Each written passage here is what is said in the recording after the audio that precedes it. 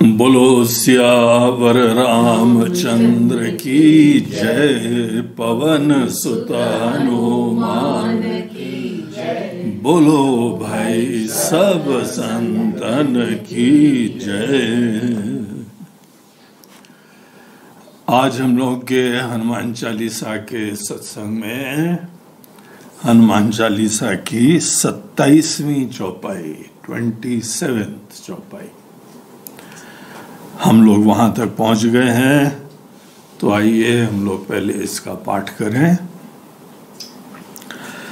सब पर राम तपस्वी राजा, तिनके काज सकल तुम साजा। तो पिछली कुछ चौपाइयों में हम लोग देख रहे थे कि गोस्वामी जी हमको दो चीजें बता रहे थे। एक चीज बता रहे थे कि एक विशेष कोई साधना बड़ी महत्वपूर्ण प्रभावी, और जो वो साधना का हम आश्रय लेते हैं तो उसका फल।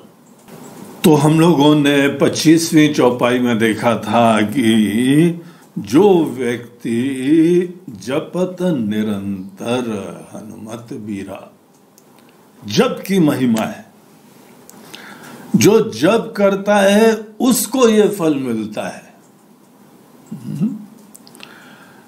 केवल हनुमान चालीसा पढ़ता है तो नहीं मिलता है, और बगैर अर्थ के नहाने के समय पढ़ लेता है या पूजा के समय जल्दी से कर लेता है, उसको नहीं। उसके अलग फल होते हैं, उसके भी फल होते हैं।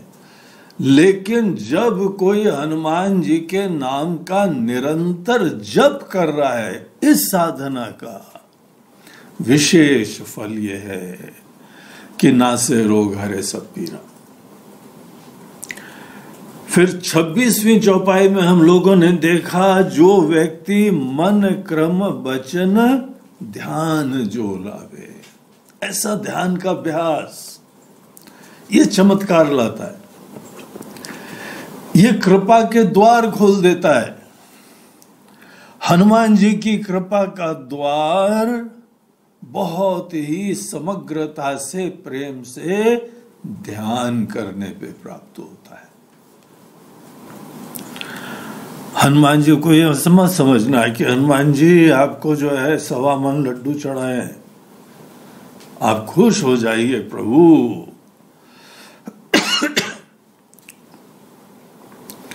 तो निश्चित रूप से हम लोग जब भी भगवान को कुछ अर्पण करते हैं तो वो बड़ी खुशी की बात है।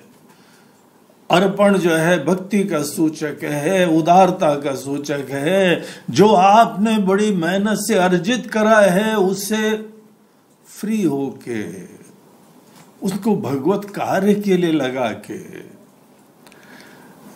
भजन करने का भी अद्भुत प्रभाव पड़ता है। उन सब चीजों के फल होते हैं। लेकिन यहाँ पे हमको कौन सा फल बताया? मन क्रम वचन ध्यान झूला, ऐसा ध्यान का अभ्यास करो। देखो बाकी अनेक चीजों की अपेक्षा यहाँ पे गोस्वामी जी का प्रमाण है कि आपको कहीं ज्यादा फल मिलेगा। आपके कैसे संकटों से आपको निजात प्राप्त होगी। संकट ते हनुमान छोड़ावे। और जैसे हमने कल विस्तार से इस चीज के ऊपर देखा था कि हम मन, कर्म और वचन, तीनों चीज को हनुमान जी के ध्यान में जब लगा देते हैं और उसके बाद अपने कर्म भी करते हैं, ऐसे सुंदर समग्र भक्ति भाव से युक्त मन से संकटों को निजात प्राप्त करने के लिए, उनसे उभरने के लिए जो जो हमको पुरुषार्थ करना है वो हम करते हैं। तो हनुमान जी हमको फल देते हैं। गीता का वो वचन सदैव ध्यान रखो कि कर्म तुम्हारे हाथ में, फल हमारे हाथ में। तुम प्रार्थना करोगे तो तुम्हारे लिए हम कर्म नहीं करेंगे। प्रार्थना के बाद जो तुमने कर्म करे हैं उसका फल हम तुमको देंगे। एक भक्तराज थे, उनको यह बड़ा विश्वास था कि भगवान की कृपा से सब कुछ प्राप्त हो जाता है। तो बेचारा एक छोटी सी नौकरी करता था। उसने जो है निश्चय करा कि हम जो है वो प्रार्थना करते हैं कि भगवान हमारी एक लॉटरी खोल दो। तो नित्य प्रार्थना करता था, पूर्ण विश्वास से प्रार्थना करता था, वर्षों तक करता था। लेकिन जिस समय काफी समय हो गया तो उसकी श्रद्धा हिलने लगी। एक दिन वो भगवान के पास गया और उसने हाथ जोड़ के बोला, भगवान इतने दिन से प्रार्थना कर रहे हैं, आप हमारी प्रार्थना सुन ही नहीं रहे हैं। हमको तो शंका होने लगी है प्रार्थना में कुछ बल होता है कि नहीं होता है। अब तो हमारा मन होता है कि सब प्रार्थना वगैरह छोड़ छाड़ दो इन नास्तिकों की तरीके से। हम भी लगता है कि अब आस्तिक से नास्तिक ही बन जाए तो अच्छा है, क्या फायदा प्रार्थना करने से। तो भगवान की कृपा से वहां पे एक आकाशवाणी हुई। पहली बार भगवान की आवाज सुनी थी। आकाशवाणी में भगवान की आवाज ही होती है। तो बड़ी गहरी सी आवाज थी, गंभीर आवाज थी, बड़ी आनंदमयी आवाज थी। वो आवाज बोलती है, बेटा तुम्हारी प्रार्थना हम बहुत दिन से सुन के रेडी बैठे हैं फल देने के लिए। अब कम से कम एक लॉटरी की टिकट तो खरीद लो। तुम हमसे बोल रहे हो वर्षों से कि लॉटरी हमारी खोलवा दो प्रभु, हम रेडी बैठे हैं तुमको फल देने के लिए। लेकिन मिनिमम रिक्वायरमेंट है कि एक लॉटरी की टिकट खरीदो। हम खरीद भी तुम्हारे लॉटरी निकलवा भी देंगे, तो तुम लॉटरी की कंपनी से कैसे पैसे निकालोगे बगैर लॉटरी की टिकट के? सोचो तो। हमारे बगैर पुरुषार्थ के कभी भी कृपा नहीं होती है।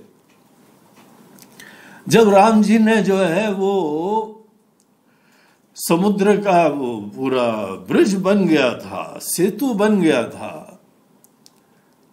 तो उसके दर्शन के लिए जब थोड़ा ब्रिज के ऊपर आगे गए तो लोगों ने बड़े आश्चर्यचकित एक अद्भुत सी घटना देखी कि अनेकों जलचर भगवान के दर्शन के लिए ऊपर आ गए।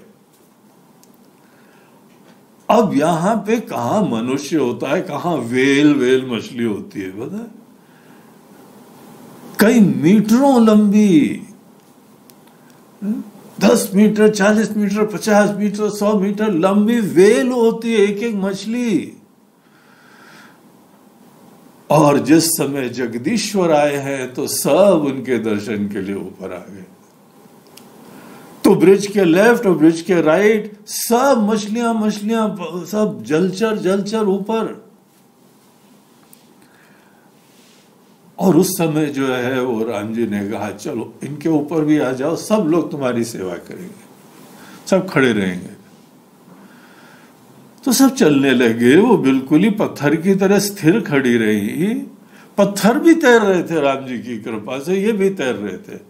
तो तैरने वाले समस्त प्राणी वहां पे जो है खड़े हुए हैं, जड़ चेतन, लोग क्रॉस कर रहे हैं। वहां पे किसी ने बोला, भगवान आप अगर आए यहाँ पे खड़े हो, इतने जलचर आ जाते तो फिर आप पहले क्यों नहीं आए? ये कहा इतना ज्यादा जो है पत्थर उत्तर लाए। बोलते, बेटा बगैर तुम्हारे कर्म के हम फल कैसे दे सकते हैं? फल देने के लिए भी हमको कहीं खड़ा तो होना है। खड़े होने के लिए तुम लोगों ने पत्थर लाके एक थोड़ी सी पगडंडी बना दी हमारे लिए, और उस पगडंडी के ऊपर हम खड़े हुए तो देखो कैसे कृपा मिल गई। एक ये सिद्धांत बना लो कि बगैर कर्म के कभी भी जो है प्रार्थना का फुलफिलमेंट नहीं होएगा। इसीलिए हमारी प्रार्थना भी होनी चाहिए और खूब अच्छी तरह से कर्म होना चाहिए। बल्कि सच्चाई ये है कि हम लोग की जो जो प्रार्थनाएं होती हैं वो कर्म करने के लिए और हमको सहायता देती है, चिंता दूर कर देती है, भरोसा उत्पन्न हो जाता है, उत्साह उत्पन्न हो जाता है, फोकस उत्पन्न हो जाता है, मन का समत्व हो जाता है, सब अभिमान खत्म हो जाता है। ये विकार जो हमको कर्म के लिए अच्छे फल देते हैं, प्रार्थना उसको दूर कर देती है। और जो व्यक्ति मन क्रम वचन समग्रता से हनुमान जी का भजन करता है, उसके इन सब लेवल्स के ऊपर विकार खत्म हो जाते हैं और फिर उसका पुरुषार्थ अच्छा होता है। तो ये पिछली 2 चौपाइयों में हम लोगों ने देखा था। अब यहां पर देखिए, सब पर राम तपस्वी राजा, तिनके काज सकल तुम साजा। हम लोग तो हनुमान जी की स्तुति में ये बात कह रहे हैं, लेकिन आपको एक सीक्रेट बताएं, हनुमान जी को ये चौपाई नहीं अच्छी लगती है। यहां पे चौपाई में कहा जा रहा है कि राम जी कितने समर्थ हैं, सब पर राम तपस्वी राजा। जो ये महान तपस्वी हैं, 14 साल तक वनवास में रहे और कैसे दृढ़ता से अपने नियम का पालन करा। 14 साल तक किसी गांव में, किसी शहर में, लंका में लड़ाई भी हुई तो गेट के बाहर ही रहे राम जी। किष्किंधा में भी एंटर नहीं करे। निषाद राज भी अपने गांव ले जाना चाहते थे, वहां पे भी एंटर नहीं करा। इतनी दृढ़ता से, तपस्विता से, पिता का आज्ञा का पालन करते हुए, धर्मनिष्ठ रहते हुए, और कितने लोगों का काम बना दिया। इतने समर्थ हैं, इतने बुद्धिमान हैं, इतने शक्तिशाली हैं राम जी। दरअसल ये सब पूरी रामायण राम जी की महिमा है, इसीलिए तो नाम है रामचरितमानस, रामायण, राम जी की महिमा है।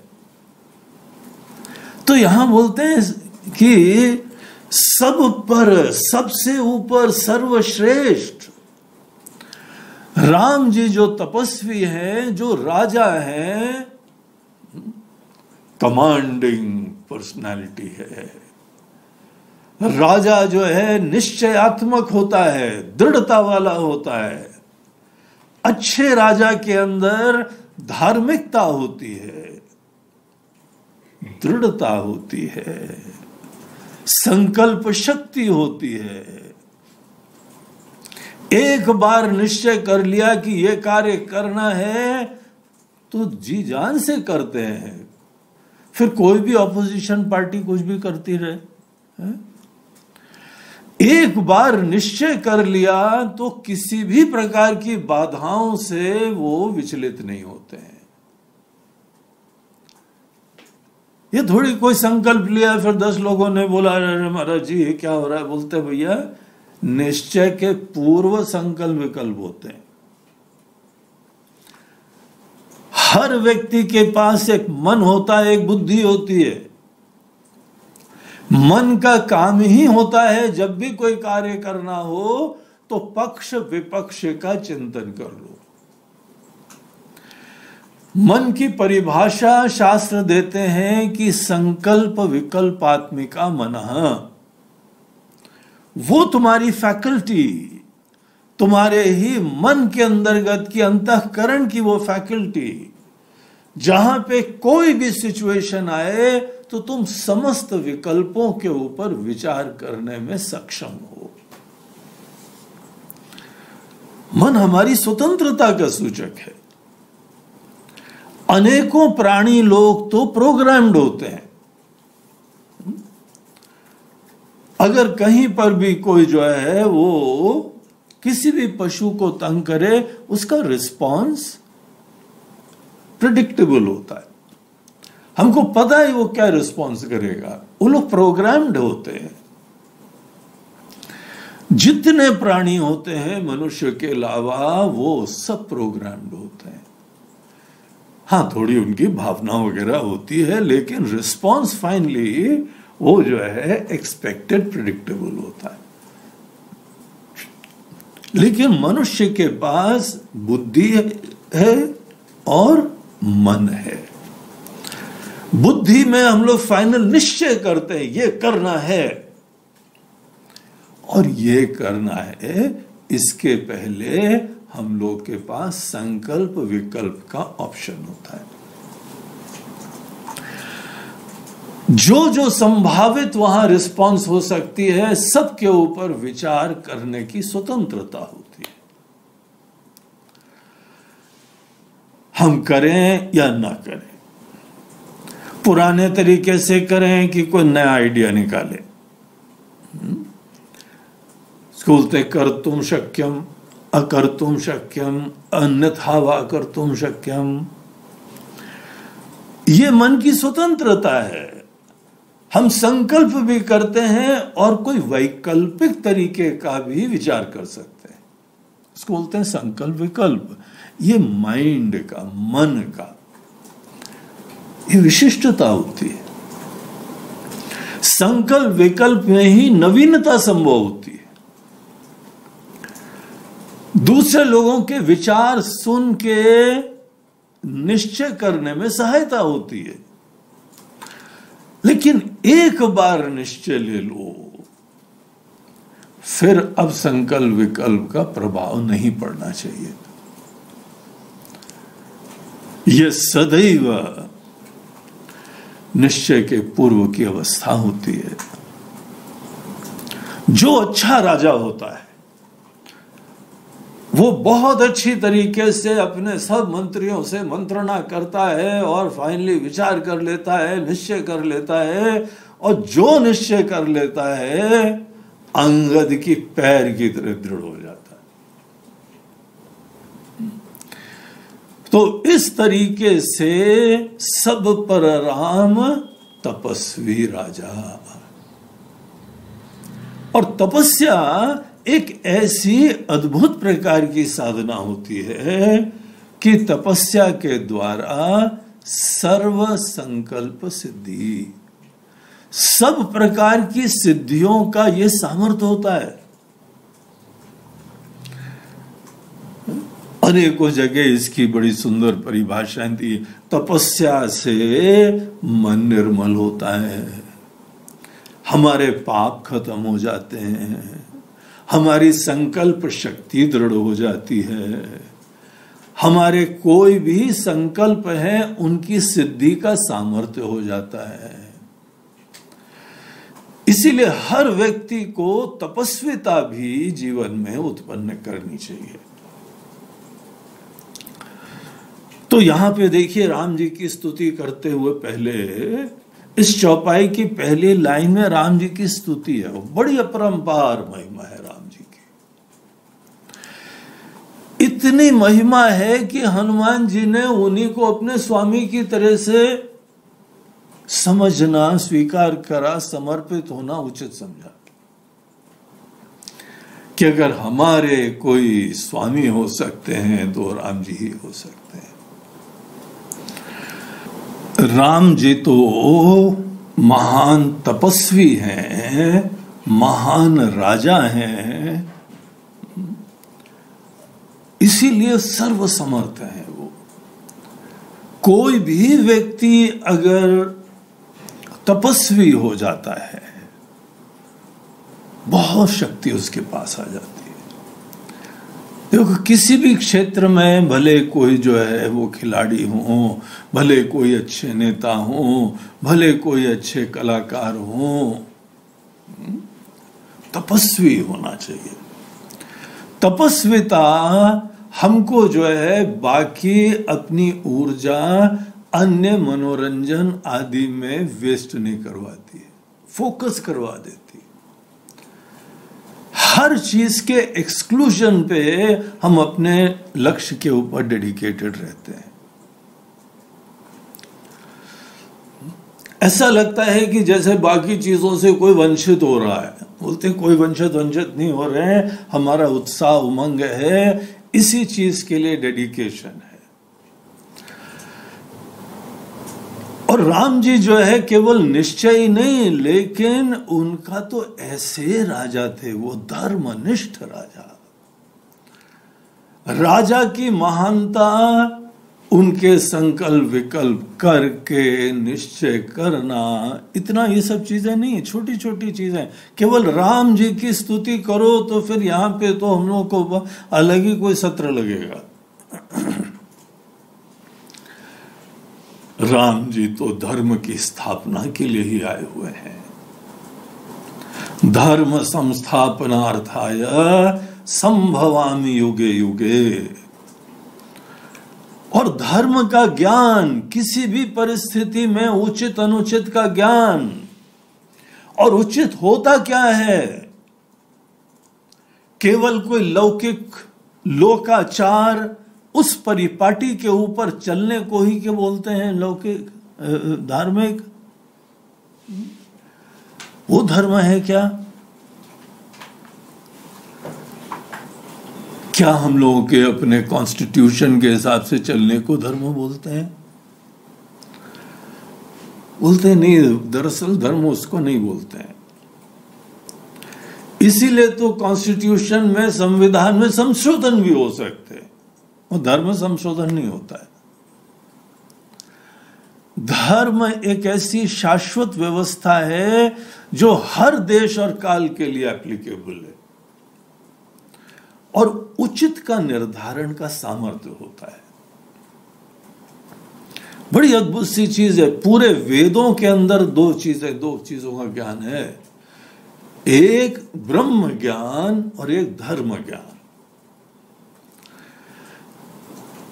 ब्रह्म ज्ञान वेदांत को बोलते हैं, धर्म का ज्ञान अनेकों रिलीजियस कार्यकलापों को बोलते हैं। ये दोनों बहुत यूनिक होते हैं। धर्म बहुत ही अलौकिक सी चीज होती है।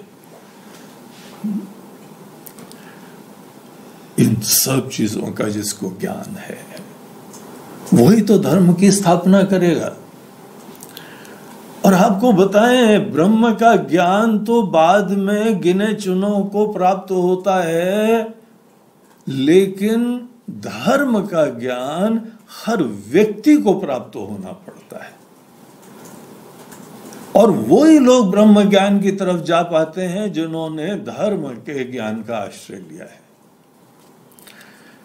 इसीलिए भगवान जिस समय अवतार लेते हैं तो वहां ये नहीं कहते हैं कि ब्रह्म ज्ञान स्थापनार्थाय, ब्रह्म ज्ञान की स्थापना के लिए हम आ रहे हैं। बोलते नहीं, धर्म की स्थापना के लिए आते हैं। तो कितना प्रिय है, कितना महत्वपूर्ण है, कितना कल्याणकारी होता है धर्म। और जो धर्म का आश्रय लेता है वो यही नहीं है कि केवल अपने यहां लौकिक कार्यकलाप करता है, वही व्यक्ति ब्रह्म ज्ञान के लिए तैयार होता है। तो ऐसे धर्म के ज्ञान से जो युक्त हैं, ऐसी पर्सनालिटी है, निश्चय है, और जो धर्म का ज्ञान रखते हैं उनके अंदर उदारता होती है, तो समर्थ है, ज्ञानवान है, शक्तिशाली है। रावण जैसा बलवान व्यक्ति भी कुछ नहीं कर पाया, उनसे अंततः परास्त हो गया। समस्त देवताओं की मनोकामना पूर्ण हो गई कि ऐसा दैत्य समाप्त हो गया। इतने समर्थ हैं राम जी। और यहां पे देखिए, हम लोग हनुमान जी की स्तुति कर रहे हैं, और कैसे कर रहे हैं कि राम जी इतने समर्थ हैं, उनके भी काम आपने करे। और कोई यहां पे हनुमान जी को देख के बोलता है, वाह हनुमान जी। अब हम बोलेंगे तो नहीं, लेकिन समझ रहे हैं ना सब लोग, राम जी तो महान है ही हैं, लेकिन आ गया ना लेकिन। जब जब लेकिन, किंतु, परंतु वर्ड आता है ना, इसका मतलब पूर्व का वाक्य नेगेटेड। आप बड़े समर्थ हैं लेकिन हमारे बगैर आपका काम कहां बनता है? जो जो इंपॉर्टेंट काम थे उसके लिए हनुमान जी की जरूरत पड़ी। क्या समझ रहे हो? गड़बड़ समझ रहे हो।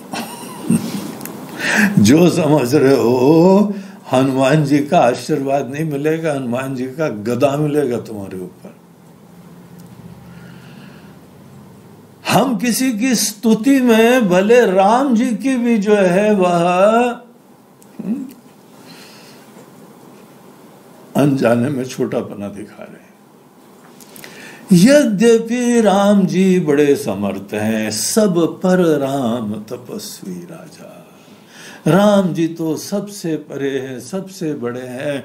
आज तक हम लोग के इस कलयुग में भी राम राज्य ही हम लोग के लिए आदर्श राज्य की एक कसौटी बनी हुई है। क्या राज्य रहा होगा राम जी का, क्या समर्थ रहे होंगे। और तपस्विता की वजह से सामर्थ्य है, हर प्रकार के संकल्प की सिद्धि का सामर्थ्य है। इसीलिए सब लोग थोड़ी थोड़ी तपस्या जरूर करा करो। और छोटी छोटी तपस्याओं जो चालू होती हैं व्रत आदि से। एकादशी में जो है एक समय भोजन मत करो, और टेंशन हो जाता है एक समय भोजन नहीं करेंगे, और एक समय भोजन नहीं करेंगे फलाहार करेंगे। बोलते हैं फलाहार में तो कई बार लोग की फलाहार की थाली देख के दूसरे लोग बोलते हैं हम भी व्रत करेंगे। ऐसे ऐसे व्यंजन फलाहार में आ जाते हैं।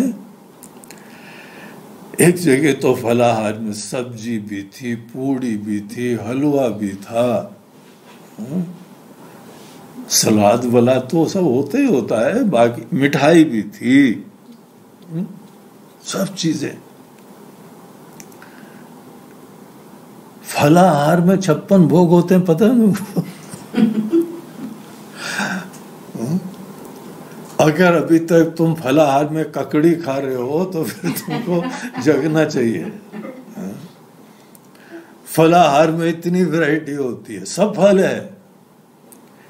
फल मतलब कहीं अन्न नहीं आया। और भी कोई व्रत अगर तुम ले लो कि उसमें हम चलो तेल नहीं लेंगे, बगैर तेल के भी चलेगा, सैकड़ों व्यंजन हो जाएंगे। नमक नहीं खाएंगे, शक्कर नहीं, कोई भी व्रत ले सकते हो।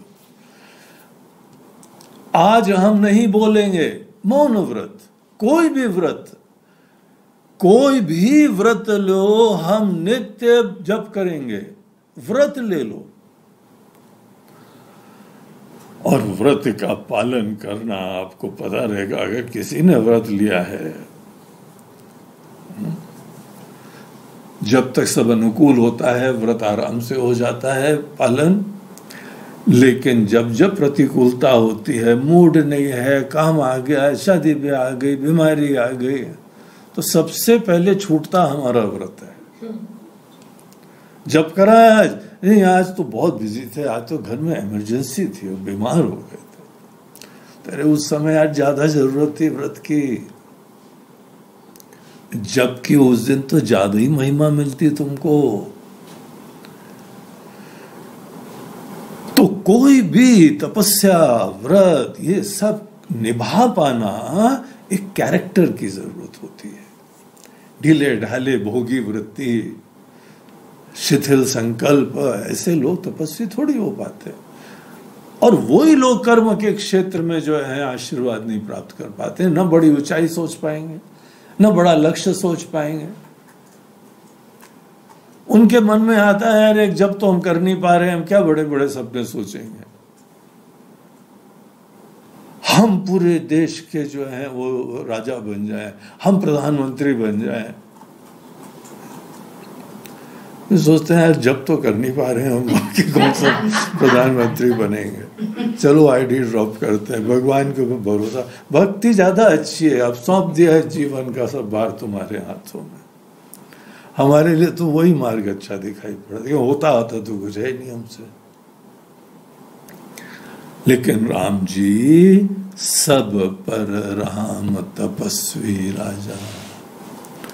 तो देखो किन को दिखा रहे हैं, किन की बात कर रहे हैं, ऐसे सर्वसमर्थ की, उनके आप काम करते हैं, उनको आपकी जरूरत पड़ती है। हनुमान जी बोलेंगे नहीं ज्यादा, लेकिन आप समझ रहे हैं ना,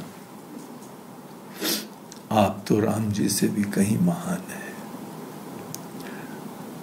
अगर आपके बगैर राम जी का काम नहीं बनता है तो हम आपकी और क्या महिमा बताएं। इससे ज्यादा शिष्टाचार में हम आपकी स्तुति नहीं कर सकते। शिष्टाचार की लिमिट है, इससे ज्यादा बोलेंगे ना अशिष्ट हो जाएगी बात। तिनके काज सकल तुम साजा, सकल कार्य साजा आपने साध दिए हैं, आपने पूरे कर दिए उनके काम। पहली बात तो राम जी को आपकी पड़ी जरूरत। क्यों जरूरत पड़ी? क्योंकि वो नहीं कर सकते थे, ऐसे ही तो लगता है, और आपने कर दिए। अब हमारी इच्छा तो होती है बोले बजरंग बली की जय, लेकिन हम शिष्टाचार में बोलते हैं बोलो सियावर रामचंद्र की जय। अगर केवल बजरंग बली की जय बोलेंगे ना तो बजरंग बली खुश नहीं होते। अब देखिए, जिस समय सीता जी की खोज करके उनका संदेश लेके, उनकी चूड़ामणि भी लेके हनुमान जी राम जी के पास पहुंचे और राम जी उनकी स्तुति करने लगे। राम जी ने कहा कि तुम्हारा हम ऋण कैसे चुकाएं। अब तो हे हनुमान, हम तुम्हारे ऋणी हो गए, अब हम उऋणी कैसे हो, ऋण उतारे कैसे तुम्हारा। हमको कुछ समझ में नहीं आ रहा है, कोई चीज ही नहीं है कि तुम्हारा ऋण उतारने का। जिस समय लक्ष्मण जी के प्राण उन्होंने संजीवनी बूटी लाके बचाए, उस समय राम जी की हालत देखो। राम जी ने तो वहां पे आगे लड़ने का ही आइडिया खत्म कर दिया था,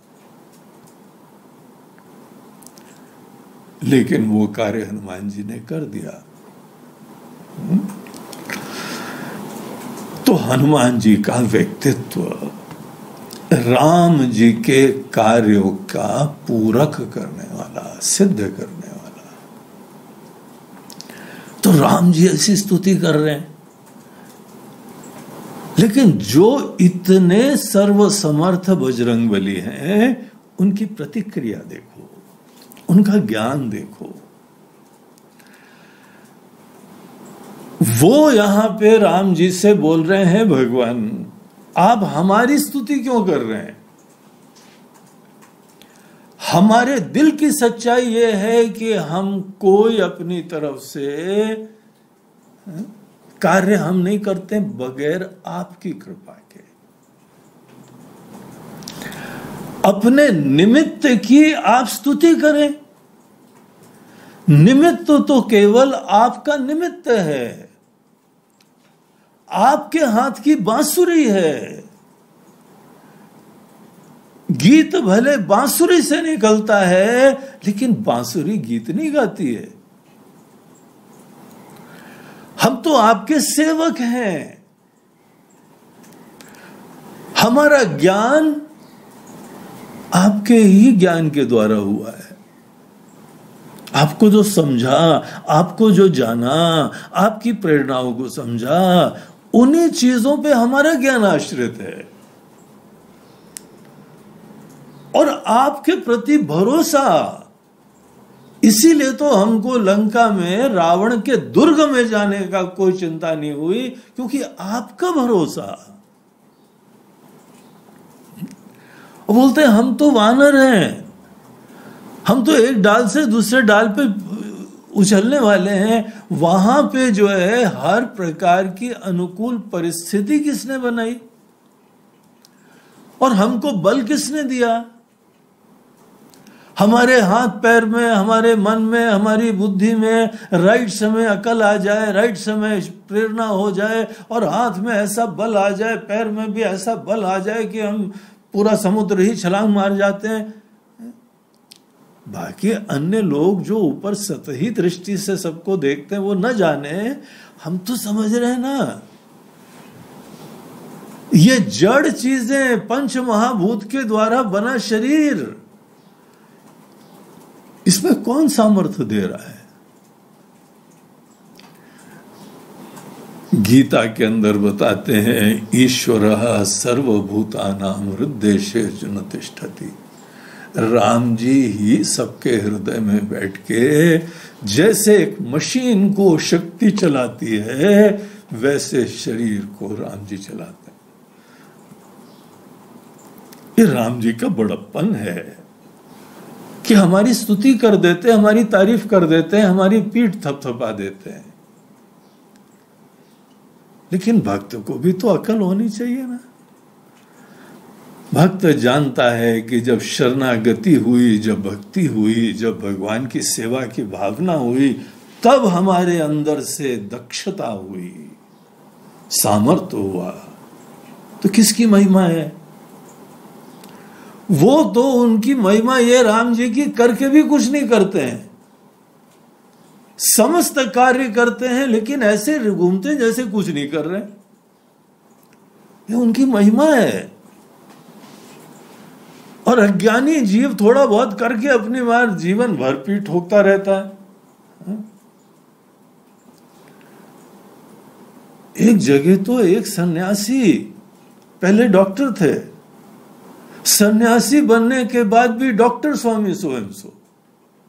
तो किसी ने बोला स्वामी जी महाराज आपने परिवार छोड़ दिया, परिवार का नाम छोड़ दिया, अपना कुल छोड़ दिया, अपना प्रोफेशन का आपने ये उपाधि क्यों नहीं छोड़ी? आप डॉक्टर हैं, हम इंजीनियर हैं, हम वकील हैं, ये इतना ज्यादा महत्वपूर्ण आपके लिए हो गया कि जब भगवान के चरणों में आपने सब कुछ समर्पित कर दिया, बोले भगवान बाकी कर रहा हूं, डॉक्टरी नहीं कर रहा हूं, वो तो अपने नाम से जोड़े रहूंगा।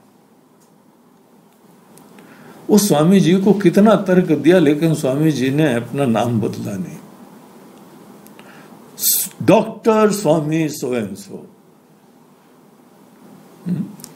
एक उपलब्धि कर ली, उससे अभिमान रहता है, उसी से अपनी विशिष्टता देखते हैं, क्योंकि जानते हो बगैर इसके तुम्हारे अंदर कोई विशिष्टता नहीं है। लेकिन हनुमान जी जानते हैं कि यहाँ पे जो समस्त उपाधियों के परे चिन्मयी सत्ता है वो राम जी है, और उनकी ही शक्ति, प्रेरणा, आशीर्वाद से सब कार्य होते हैं। इसलिए हमको कोई उपाधि की जरूरत नहीं। सन्यासी का जो नाम भी है उसके गुरुदेव ने दिया है, इसीलिए नाम भी पकड़े हुए हैं। इसके अलावा हमको कुछ नहीं चाहिए। हमारी सत्ता ही हमारी पूर्णता देती है, हमारी बाहर की सिद्धियां नहीं देती है। हम तो देखते हैं कि सिद्धियां भी राम जी की कृपा से होती है। तो देखिए यहां पे क्या बताया जा रहा है, हम लोग को बताया जा रहा है कि जो व्यक्ति राम जी का निमित्त बनता है हनुमान जी की तरीके से, जो राम जी को समस्त कर्मों के इन एंड थ्रू वो ही कर्म फल दाता है, ये जानता है। हम कर्म कर रहे हैं तो कर्म का आशीर्वाद भी राम जी देते हैं। ऐसे सेवक बनने से ही राम जी उसको अपनी बांसुरी की तरह स्वीकार करते हैं। हनुमान जी के पास जाके ये स्तुति करो कि हे हनुमान जी, आप क्या राम जी के अद्भुत भक्त हैं, राम जी की कैसी कृपा है, तो हनुमान जी खुश होंगे आपसे। और अगर आपने भूल चूक से ये बोल दिया कि अरे हनुमान जी क्या बात है आपकी, राम जी का भी काम आपसे बगैर बनता नहीं है, तो प्रसन्नता तो छोड़ देना, तुम्हारे जो है ना वो पूरे 1.25 सेर लड्डू बेकार जाएंगे। उन लड्डू की तो कोई वैल्यू नहीं होगी, हनुमान जी देखेंगे नहीं, उनको छुएंगे नहीं, कोई वो भोग नहीं जो है स्वीकार करेंगे। राजभोग, तुम राजभोग या दिव्य भोग कुछ भी प्रस्तुत करो, हनुमान जी जैसे भक्त हैं छुएंगे नहीं उसको। और गदा इसीलिए थोड़ी रखते हैं, तुम्हारे जैसों के लिए रखते हैं, ऐसे मूर्ख भक्तों के लिए रखते हैं। अरे तुम हमारे स्वामी, हमारे भगवान, उनसे ज्यादा हमको बड़ा बना रहे हो। तुम्हारे अंदर जो किसी की विशिष्टता और अभिमान की बुद्धि है वो हमारे ऊपर आरोपण कर रहे हो। पता ही नहीं है तुमको जीवन में सच्चाई क्या होती है। हम जो कुछ भी होते हैं राम जी के वजह से होते हैं। राम जी ही हमारी आत्मा है, राम जी ही हमारा प्राण है, राम जी हमारी प्रेरणा है, राम जी हमारी शक्ति है। लेकिन वो राम जी ऐसे विनम्र, शिष्टाचार, उदार कि सबको बड़प्पन देते रहते हैं। करते खुद ही हैं और बड़प्पन हमको देते हैं। ये उनका नेचर है। किसी का बड़प्पन वो होता है जो दूसरे को छोटा दिखा के अपने आप को बड़ा बनाना, और राम जी का बड़प्पन होता है सबको बड़ा बना के प्रसन्नता प्राप्त करना। रावण के राज्य में रावण ही बड़ा है, राम राज्य में सब लोग राममय हो सकते हैं। तो ऐसे राम जी हैं, इसीलिए राम जी की महिमा का स्मरण करो। यहां पे कौन सी साधना बताई जा रही? राम जी की महिमा का ज्ञान। हर भक्त को निमित्त बनना चाहिए राम जी के वास्तविक ज्ञान से युक्त होके सेवा करनी चाहिए। कार्य तो आप सब करिए, श्रेय अपने ऊपर मत लीजिए। जिस दिन ये विवेक जगेगा उस दिन आप हनुमान जी की महिमा को जानेंगे। कार्य में शिथिलता नहीं होनी चाहिए, जी जान से करो, लेकिन अपने दिल में देखो ये क्या पंच महाभूत मट्टी का बना शरीर काम कर रहा है क्या थोड़ी बहुत दुनिया की हमने अकल प्राप्त कर ली उसके वजह से काम कर रहे हैं क्या? ये जो जीवन तत्व है, चिन्मयी सत्ता है, वो हमारे राम जी हैं, उसके वजह से सब चल रहा है। तो सब पर राम तपस्वी राजा, तिनके काज सकल तुम साजा। हम नहीं काम साधते हैं उनके, राम जी ही साधते हैं हमको निमित्त स्वीकार करके। हमारा सौभाग्य है कि राम जी ने हमको सेवा का सौभाग्य दिया है, निमित्त बनने का सौभाग्य दिया है। किसी भी भक्त को, किसी भी सेवक को ये कभी भूलना नहीं चाहिए। उसका सेवा धर्म उस दिन कलुषित हो जाएगा जब अपनी वो महिमा बखान करने लगेगा। सेवा धर्म आसान नहीं होता है। सेवा धर्म में खूब सेवा करो, लेकिन देखो ये बात कि तुम ही तो थे जब पहले दूसरी जगह भी, जब राम जी के पास नहीं आए थे, संसारी की तरह काम कर रहे, तो क्या दुर्दशा थी तुम्हारी। और राम जी की शरण आने के बाद तुम्हारे सामर्थ्य देखो। अगर तुम्हारी सेवा के द्वारा सामर्थ्य की वृद्धि हुई है तो श्रेय किसका है? तुम्हारे स्वामी, तुम्हारे राम जी का है। तो इस पूरे प्रसंग से हनुमान जी का भी परिचय मिल रहा है और राम जी का भी परिचय मिल रहा है। बोलो सियावर रामचंद्र की जय।